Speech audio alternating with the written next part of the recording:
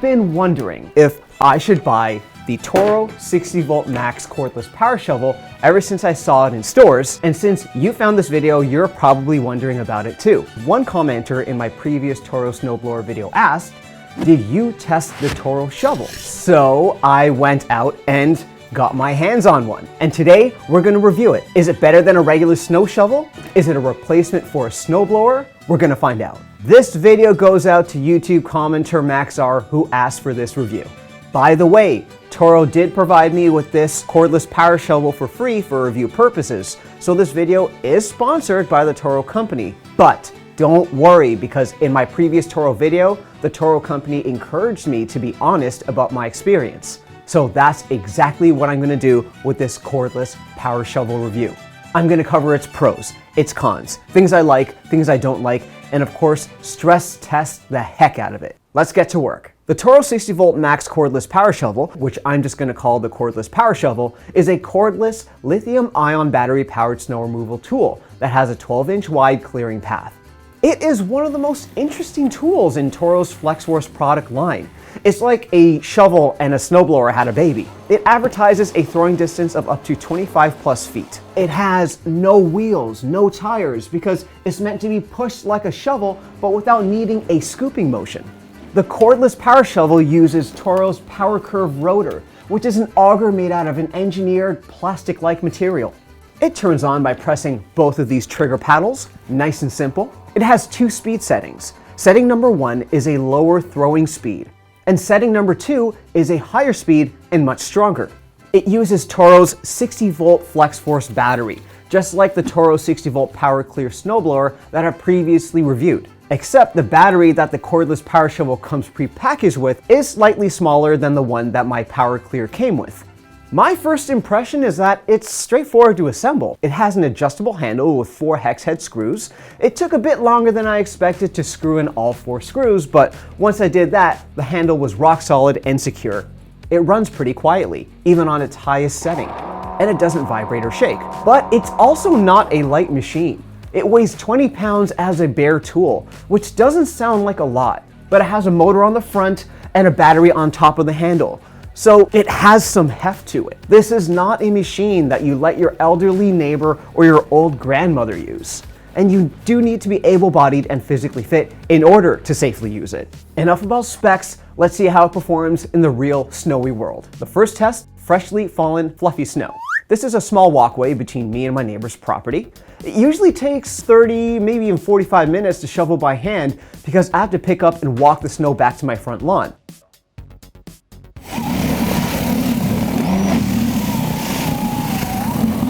Since I'm throwing the snow forwards and over my fence, the power shovel was the perfect tool for this. I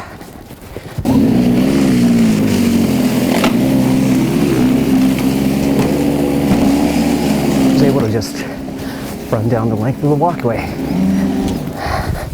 Pretty nice. As you can see, the walkway is looking great. Usually this would take me about an extra 45 minutes. If it was deep snow shoveling by hand, not bad. The cordless power shovel did a great job, so it gets an A grade for fluffy snow. But any snow clearing appliance can move fluffy snow. That's really not a challenge. Let's test it out on packed, sticky snow. Today we got sticky packing snow. As you can see here, the snow is almost perfectly sticky, and it's almost to the point where it's a little bit wet.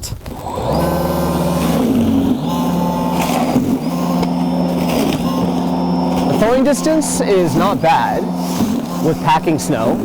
I'm getting about 20 feet pretty easily.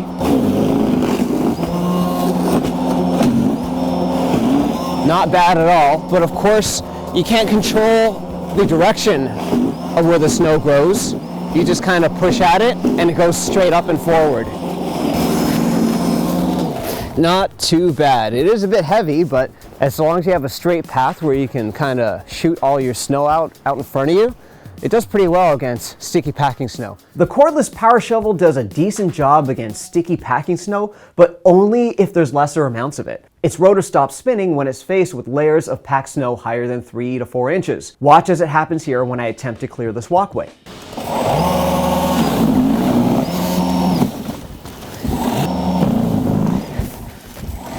It is stopping. I guess it's not liking the packed snow that much now. Yeah, it keeps on stopping on me. So it has mixed results with sticky packing snow. Here it is against slushy wet snow in the hands of my wife.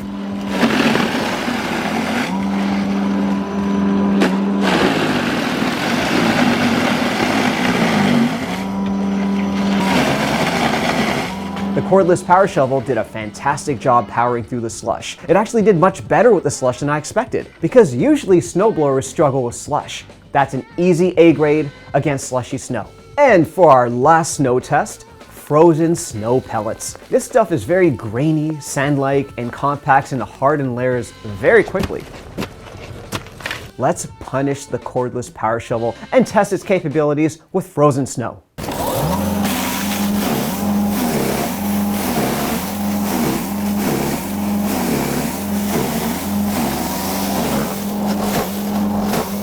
As you can see, the power shovel hollowed out this small gap here in really hardened snow. This is frozen ice storm snow. I mean, look, I'm walking on the actual snow and I'm not falling through.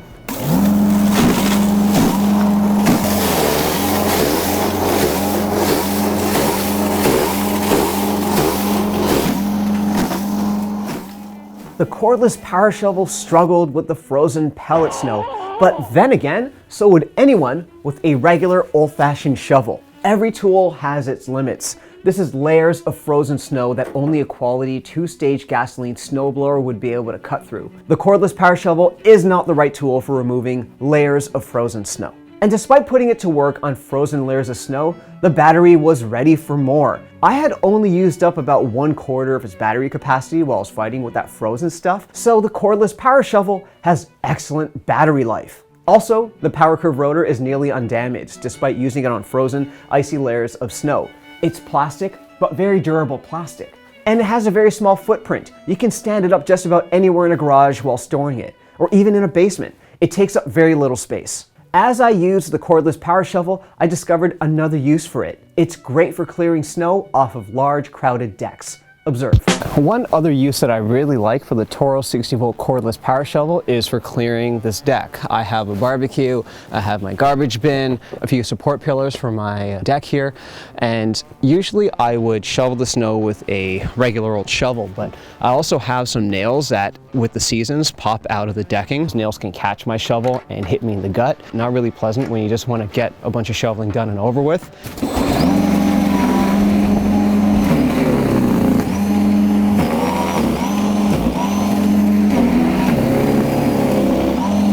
So far, so good. Let's move this garbage bin out the way.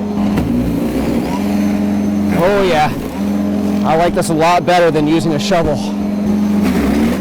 There's my placemat. I knew I put that somewhere. I'm gonna turn down the setting so it doesn't kick it as hard. I think this did a great job. Would have taken me and the shovel a lot longer with a lot more sweating. The cordless power shovel's deck clearing capability was an unexpected benefit. It clears larger decks really well, especially if your deck faces a larger backyard. It's also great for clearing narrow spaces that are too small to fit a snowblower. Take the space between my deck and my vehicle, for example. I can fit the cordless power shovel where my actual snowblower would be too wide.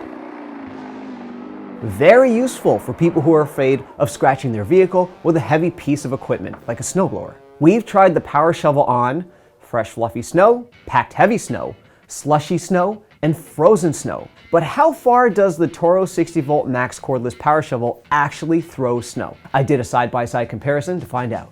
Speed mode number 1 has decent throwing distance. I measured about 15 feet, and this is on sticky snow. Speed mode number 2 nearly doubles the throwing distance, throwing sticky packed snow almost 30 feet. Both are impressive. But while the Toro 60-volt cordless power shovel does excel in throwing distance, you cannot control the direction of where the snow is thrown. This is my biggest gripe with the cordless power shovel, because it means that you end up throwing snow onto the street or onto a neighbor's property. Even turning it down to speed mode 1 doesn't reduce the throwing distance or enhance control in any helpful way. A deflector of some sort is needed for the Toro cordless power shovel. Let's recap.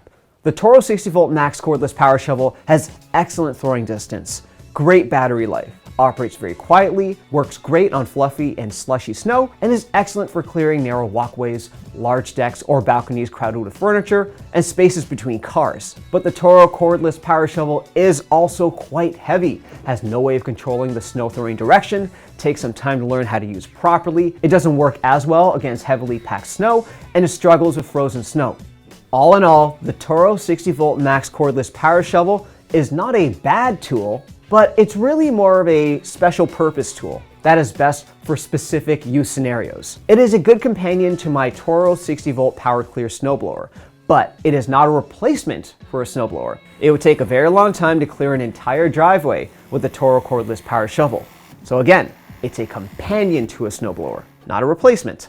Thank you so much for watching this review, and I hope you found it useful. Tell me about your experiences with the Toro Power Shovel versus a snowblower. I want to hear it all. And definitely subscribe to my YouTube channel, because the more viewers I get, the more reviews I can put out. That's a win-win for the both of us. Bye!